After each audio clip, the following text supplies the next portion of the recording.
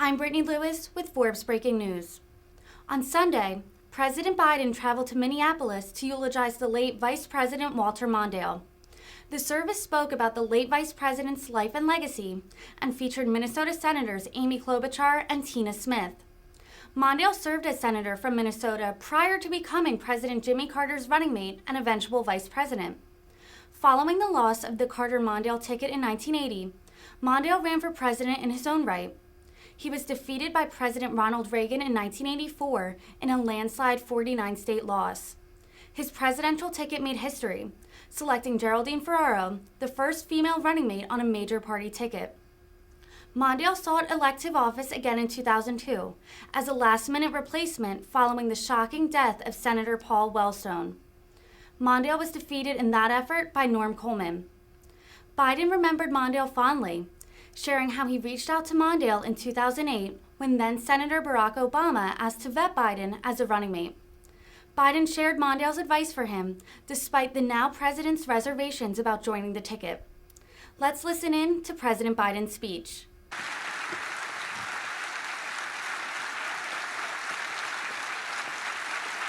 Thank you.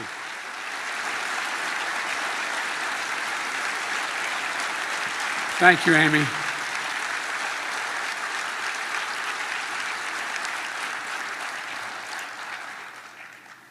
What Fritz is really saying, looking down, is, Joe, hide your Irish Catholic enthusiasm a little bit and be more Norwegian. A generous introduction. You know, I got a chance to talk with the family a little bit earlier, and trying to console them, and I got emotional. But as my grandfather Finnegan would say, that's the Irish of it. You know, I served with Fritz a long time. He became a good and close friend. I was a kid when I got elected. I wasn't even old enough to be sworn in. I was only 29 years old. And because everything's based on seniority in the Senate, I got to hang out with folks like Fritz and Hubert long before you'd ordinarily at my age. Because by the time I was there a second term, I was chairman of some major committees. And so I'm going to talk more today about Fritz and what he pretend didn't exist, but Fritz's sense of empathy. Fritz had a special way about him that I don't think he would talk about. I could be wrong, but I never heard him talk about it. No, there was a question that Fritz famously asked staffers who came to work for him. He'd say, on the breakfast plate, what's the difference between the eggs and the bacon? Senator Smith and Klobuchar know the answer. By supplying the eggs, the chicken made a contribution. The hog was fully committed.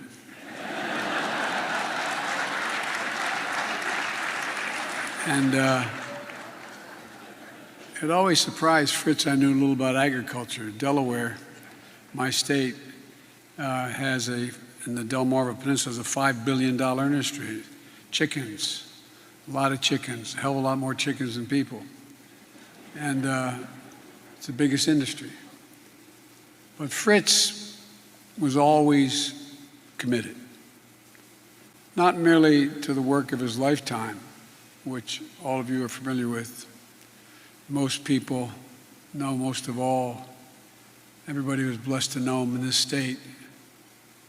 You know, Reverend Hart Anderson, members of Congress, our military, distinguished guests, most of all, the Mondale family, Ted and William and Rebecca and Chan, all the grandchildren, Louis, Amanda, Barrett, Charlotte, Cassandra, Danielle, and all the dear friends of the family that are here as well.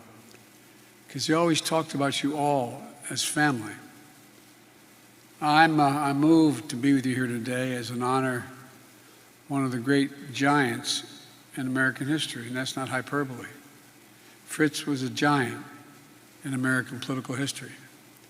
You know, a great American who, but he also had love of great Americans write about him and write things that related to him without them even knowing it. Great American novelist Edith Wharton wrote, "There are two ways of spreading light, to be a candle or the mirror that reflects it."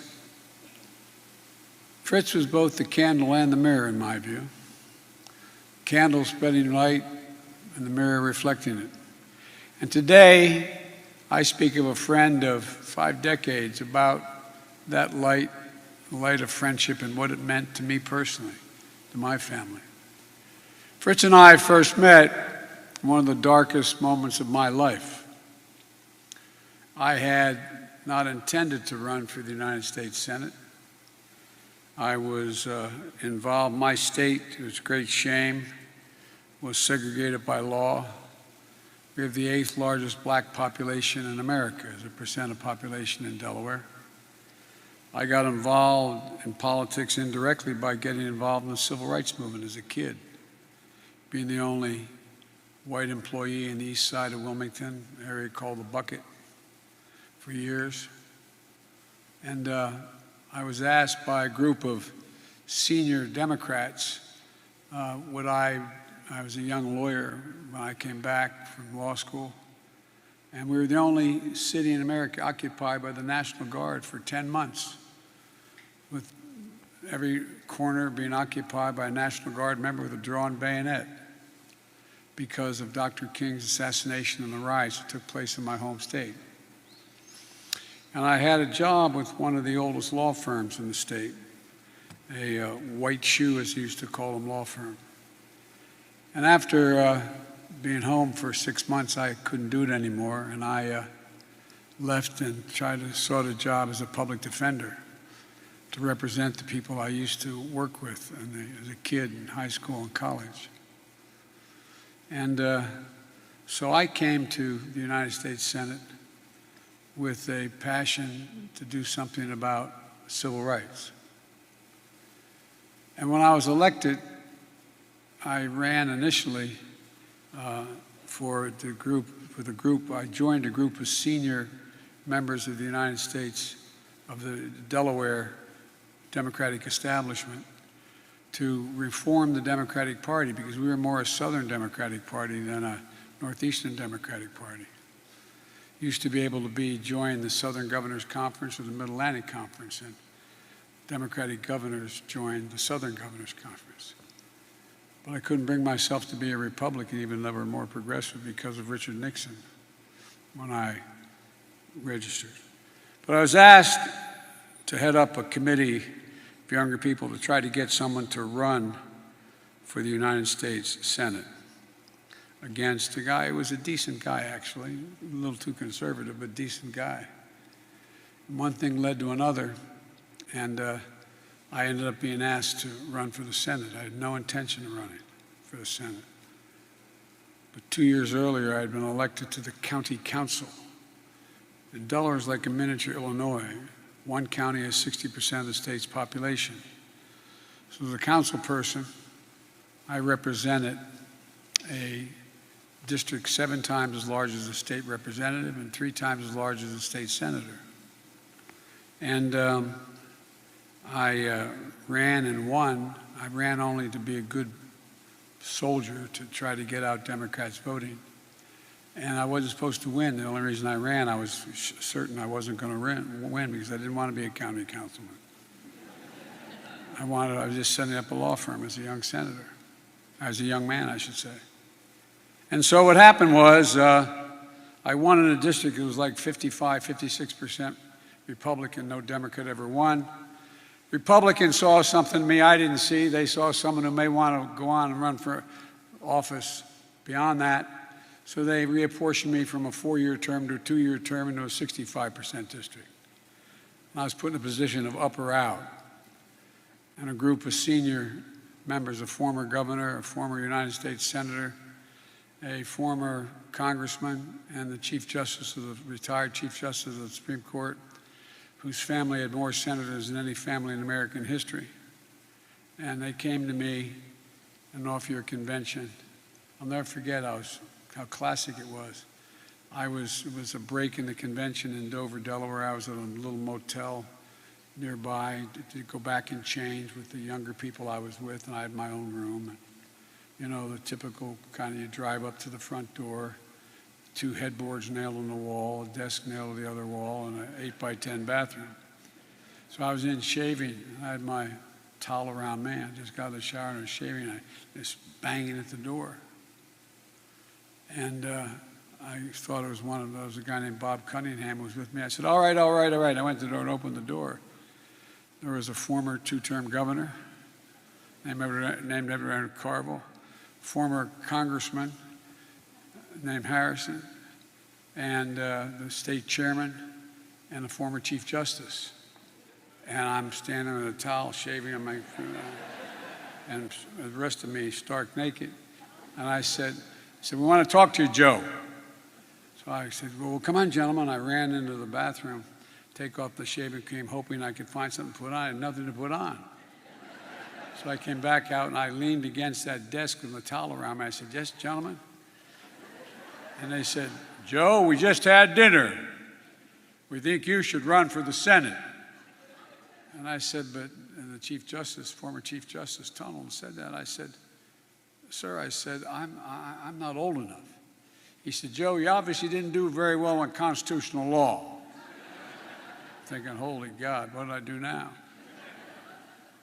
And he said, you only have to be 30 to be sworn in. They can elect you whenever you want. You'll be 30 17 days later. Well, I ran, and to the shock and surprise of everybody, I won by a staggering 3,100 votes. But here's the point. I showed up on December 18th to hire staff. Hadn't been sworn in yet. And what happened was that I had gotten a phone call that day from my fire department in Delaware. And they put a poor young woman on the phone who said, you got to come home, there's been an accident. And she went on to tell me, the poor kid had to tell me, there was an accident. I said, what happened? I said, your wife and daughter are dead, and your 2 boys may not make it. And, you know, the last thing I wanted to do was go to the United States Senate after that. We had elected a governor, a Democrat. He could appoint a Democrat. And I had my brother talking to him about who we'd appoint. But there was Fritz and Joan. They embraced me, contacted me. That's not just being nice, but bringing me in. They came to the hospital to see my boys. They helped me find my purpose in a sea of darkness and pain. I was with Fritz along with Mike Mansfield and Teddy Kennedy and a few others who all came to see me and said, just come 6 months. You can go home after that. We need you. We had 58 Democrats. They didn't need me for a damn thing. No, serious. But I was such a rookie, I thought maybe they need me to organize. And he said, then you can leave. And I used to show up every Tuesday at 3 o'clock in the Senate chamber to get an assignment from Senator Mansfield. Many times Fritz would walk me over.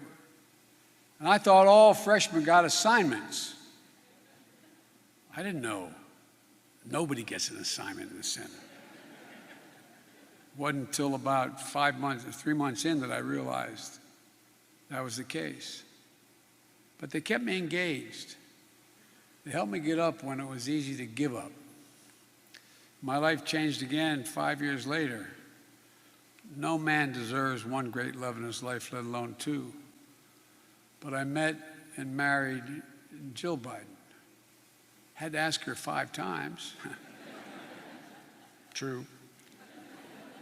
But being a spouse of a senator who was relatively well known because of the celebrity of how I got there and the accident, and inheriting two beautiful young boys wasn't easy. Once again, Fritz and Joan were there, spreading the light. Joan was one of the first people to reach out to Jill, and it meant the world to us. It meant the world.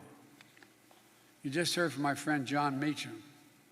Fritz was a master legislator who shone a light on those who needed it most. The desire to lift up others stemmed from his youth, from his service as a corporal in the U.S. Army in those early days organized for Hubert Humphrey in parts of Minnesota the Democrats didn't win. Fritz learned early the power of bringing people together.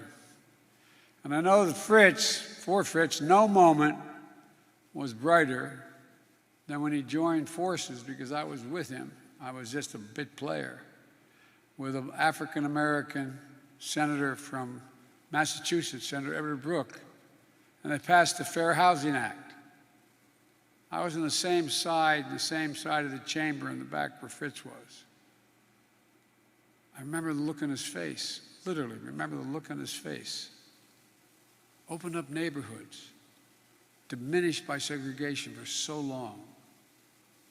When the act passed, Fritz spoke on the Senate floor, and he said that, quote, "The words justice and fairness will mean more to millions of our fellow Americans than they do, will never have meant more to our fellow Americans than they do today." That was Fritz spreading light, the light of our country, to families who had never truly known its warmth. At every stage of our lives, at every inflection point, Fritz and Joan, I apologize, we say in the Senate for the point of personal privilege here, but they were there for Jill and me and my family. Not on a political level, but on a personal level. It was true that my first days in the Senate, when I needed help very badly, and it was true in my last days in the Senate as well. In 2008, and Fritz and I had become close friends, and I sought his counsel many times. I was asked to join the ticket with Barack Obama. I was, as I usually was, on Amtrak, going home. I commuted every day. They later told me over 1,200,000 miles on Amtrak. They should name a station or something after me. But all kidding aside, he called me after it was clear he was the de facto nominee, and he said he'd like me to join him on the ticket, at least consider it. Could he do a background check on me? You know, you have to do that background check. And I said, no, thanks, Barack. I thought he was just dragging that bloody cloth through the Senate like presidential nominees do to get everybody excited and involved. And Barack told me, no, there's only one other person I'm considering. I said, Barack, I don't want to be vice president. He said, why? I said, because basically just standby equipment. I said, what I want to do, and by that time I chaired 2 major committees. I was fairly influential in the Senate. I said, I can help you a lot more. As a senator, I'll do everything I can. I'll campaign throughout the country for you. Barack asked me, he said, look, would you go home and talk it over with your family? Jill from the chain on my cell phone. And when I got home, I was about halfway home when I had gotten the call.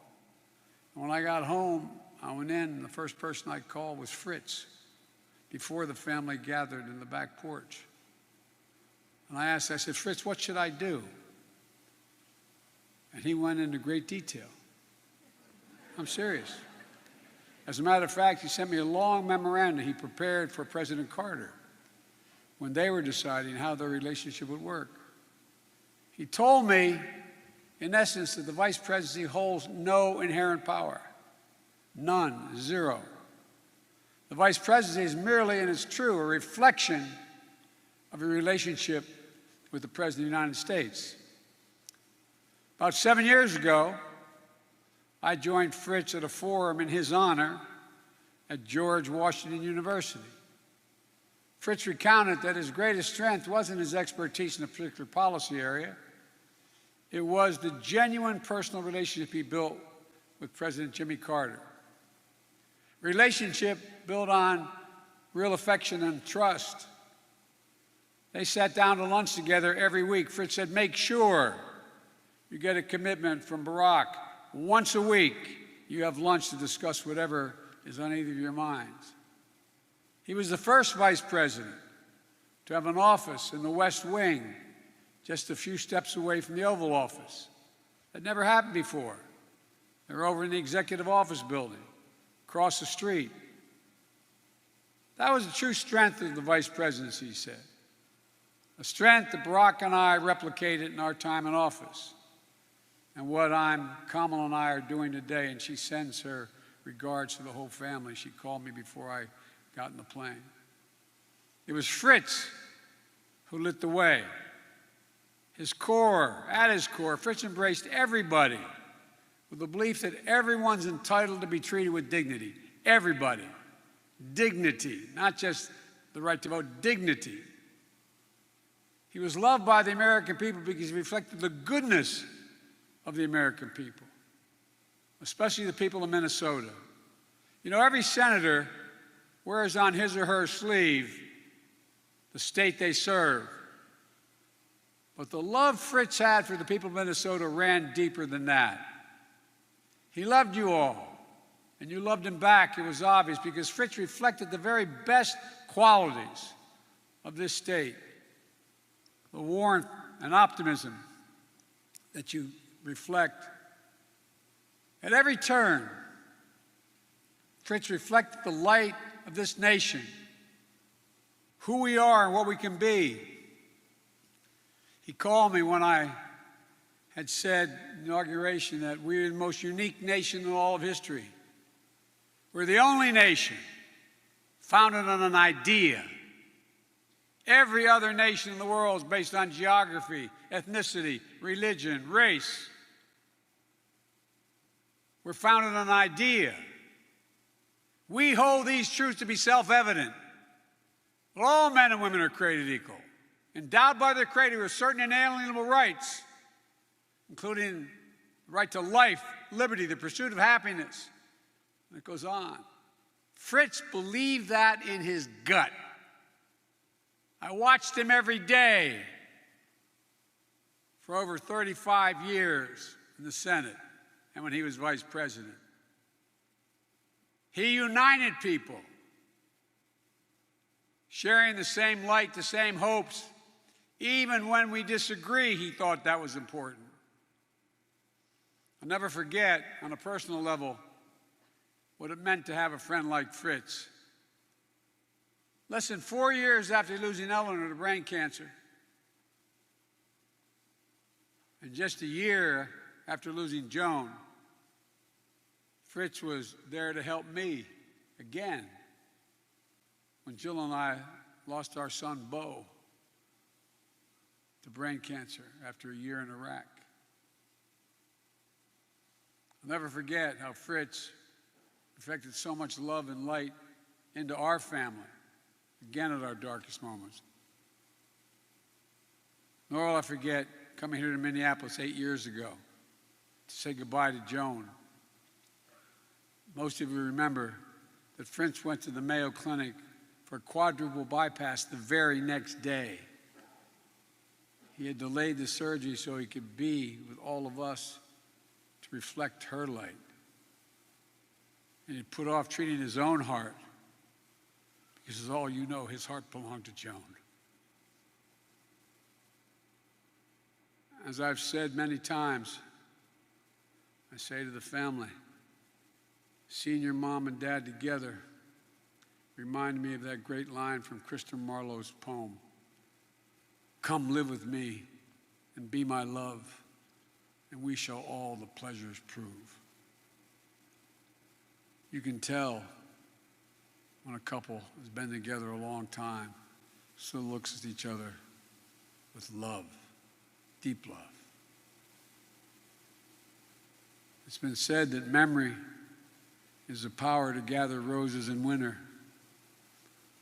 Well, Ted and William, your dad blessed you with an endless garden of those memories. and most of all, the memory of two extraordinary loves. A love of more than 58 years he spent together with your mom, and a love of 51 years with your sister Eleanor. In his farewell letter, Fritz wrote that he was eager to rejoin Joan and Eleanor, two unbreakable loves. You know, Jill Biden wanted to do a garden at the Vice President's residence, the picture of which shows on the screen outside here of them standing in front of the residence, so that every family that ever had lived there, there was a garden with stones and engraving on each of the stones with the name of the couple and the children. And I called Fritz to tell him about it. He came over to the house, and it was a summer day. And he said, can we go in the house? I said, of course. He wanted to walk up to the third floor. He walked up to the third floor and then to the end. There were bedrooms on the third floor. And he stopped in front of a door and opened it and just stared. And I knew he was thinking something deep, and I went down the hallway. And a few minutes went by, and he came down and he said, that was Eleanor's room. I so miss her. Well, they're all together now, for all time. Ralph Waldo Emerson wrote, an institution is a lengthened shadow of one man. There's no doubt that the institution of the Senate and the institution of the Vice President reflect the profound legacy of Fritz Mondale. But it's not a lengthened shadow we see in those places. It's his light. And it's up to each of us now to reflect that light that Fritz was all about. To reflect Fritz's goodness and grace, the way he made people feel, no matter who you were. Just imagine what our nation could achieve if we followed Fritz's example of honor, decency, integrity. Literally just a service to the common good. There would be nothing beyond our reach. I hope we all can be Fritz's mirror. Continue to spread his light, because you know he was one of the finest men you've ever known, one of the most decent people I ever dealt with, and one of the toughest, smartest men I've ever worked with. You were lucky to have had him. By this look at things, he was lucky to have had you. God bless you, my dear friend, among the greatest of all Americans.